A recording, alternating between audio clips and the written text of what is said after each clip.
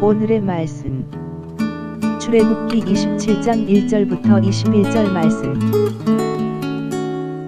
하나님 아버지, 목요일 아침 이 시간도 주님의 은혜를 사모함으로 주님 앞에 나갑니다. 이 시간에도 우리 모두에게 말씀을 통해 하나님의 음성을 들려주옵소서. 예수님의 이름으로 기도합나이다. 아멘. 할렐루야. 성교 성도 여러분, 오늘도 하나님의 은혜와 평강이 가득한 하루가 되시길 축복합니다. 오늘 우리에게 주시는 하나님의 말씀은 출애굽기 27장 1절에서 21절 말씀입니다. 25장 26장은 성막이라고 부르는 공간 가운데서도 가장 중요한 기능을 담당하는 지성소와 성소, 즉 회막과 그 안에 둘 기구들을 만드는 데 필요한 지침들을 중점적으로 다루었습니다. 이어서 27장은 지성소와 성소 바깥 공간인 뜰에 놓을 제단을 제작하는 방식과 그 뜰의 기능을 소개합니다. 1절에서 8절 말씀에서 하나님께서는 제단을 어떻게 만들어야 하는지 설명하십니다. 제단은 성전 뜰에 둘 그 어떤 기물보다 더 중요한 기능과 의미를 갖습니다. 바로 그 제단에서 여호와께 드릴 제물을 잡거나 그것을 태우며 그 뿔에는 제사를 드리기 위해 잡은 짐승의 피를 발라야 하기 때문입니다.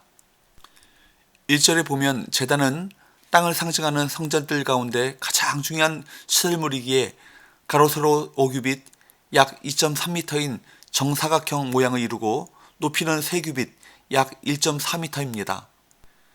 2절에 나오는 각 모퉁이에 세워져 있는 뿔 역시 땅의 네 모퉁이를 상징합니다. 요한계시록 7장 1절은 이 땅의 네 모퉁이에 선사가 서 있다고 말씀합니다. 제단은 제물을 불로 태워드릴 수 있도록 하는 장치이기에 위아래가 뚫려 있고 불을 뗄 나무와 타고 남은 재를 다루는 도구들과 함께 석쇠의 역할을 하는 그물이 딸려 있습니다. 7절에 보면 제단 역시 다른 기물들과 마찬가지로 체에 꿰어 옮기도록 만듭니다. 제단이 땅을 상징하는 형태로 만들어졌다는 사실을 통해 우리가 이 땅에 살면서 지켜야 할 가장 중요한 일은 바로 하나님께 영광을 돌리는 행위, 곧 예배임을 다시금 알 수 있습니다. 뿐만 아니라 제단이 하나님의 임재 처소인 성막 건물 앞에 뜰에 위치한다는 것은 무엇을 의미합니까? 죄인이 하나님 앞에 설 수 있는 방법은 성전 뜰에 있는 놋제단에서 짐승을 잡아 드림으로써 죄사함을 받는다는 것을 말씀해 주십니다. 이때 인간의 죄를 대신하여 동물이 희생됨으로써 인간은 죄에 대한 형벌을 면할 수 있게 되고 하나님 앞에 설 수 있게 되었다는 것을 말해 줍니다. 오늘도 우리가 하나님 앞에 나갈 수 있게 된 것도 어린 양 희생 제물로 십자가에 바쳐진 예수 그리스도의 보배로운 피를 의지하여 나아가는 것입니다. 얼마나 아름다운 희생입니까? 얼마나 고귀하고 놀라운 희생입니까? 누구든지 예수 그리스도의 십자가의 대속과 희생을 믿고 의롭게 되면 죄의 저주로부터 해방되고 하나님의 자녀가 되는 권세를 누리고 그분의 형상으로 회복될 수 있습니다. 9절 10절에서 하나님께서는 이제 제단을 놓을 성막 뜰을 만들라고 명령하십니다. 성막의 뜰은 세마포 휘장으로 가려졌습니다. 18절에 의하면 세마포 휘장의 높이가 5규빗 2.5m로 누구도 밖에서 안을 볼 수 없는 구조였습니다. 그 안으로 들어가야 번제를 통해 하나님을 예배하고 거룩함을 체험할 수 있었습니다.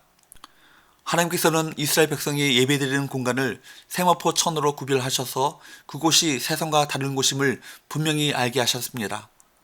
세마포 천은 죄인들이 함부로 침입해 여호와 하나님의 거룩함을 훼손하지 못하도록 하는 보호막입니다. 거룩하신 하나님과 죄악으로 가득 찬 세상은 결코 혼합될 수 없습니다. 하나님께서 성전뜰을 구분하신 것은 이스라엘에게 거룩한 삶을 강조하기 위해서입니다. 만약 성전뜰을 구분하지 않으면 제사가 타락할 우려가 있습니다. 하나님께서는 성전뜰을 구분하심으로써 더러운 생각과 추악한 자세로 제사를 드려서는 안 됨을 강조하셨습니다. 세상의 사고방식과 행동 양식으로 하는 모든 종교 행위는 하나님 앞에서 가증스러운 행위일 뿐입니다. 지금의 교회도 마찬가지입니다. 밖에서 보면 마치 세마포 휘장처럼 그 안의 내용을 알 수 없습니다. 그래서 우리는 사람을 성막들 안으로, 즉 교회 안으로 데리고 와야 합니다. 그래야 사람들은 창조주와 구원자를 알게 됩니다. 제단과 뜰의 중요한 재료는 노시입니다. 지성소, 성소, 뜰로 이어지는 성막의 구조에 따라 재료도 금, 은, 노수로 재료가 변화됩니다. 하나님께서는 많이 사용되는 기구들을 노수로 만들라고 명령하셨습니다. 모든 것을 금으로 만들 필요가 없다는 의미입니다. 교회가 화려하고 아름답다면 그 자체로 보기는 좋을 것입니다. 하지만 그것이 하나님을 기쁘시게 한다고 단정하기는 어렵습니다. 우리 공동체는 사람의 눈이 아닌 하나님의 마음을 따라가야 합니다. 하나님께서 그리 크게 의미를 두시지 않는 것에는 우리도 마음을 두지 맙시다. 20절을 보면 하나님께서는 거룩한 지성소 앞에 등잔에 등불을 두되 저녁부터 아침까지 꺼지지 않도록 하라고 명령하십니다. 그 등불은 순전하고 깨끗한 감람유, 즉 올리브 기름으로 밝혀야 했습니다.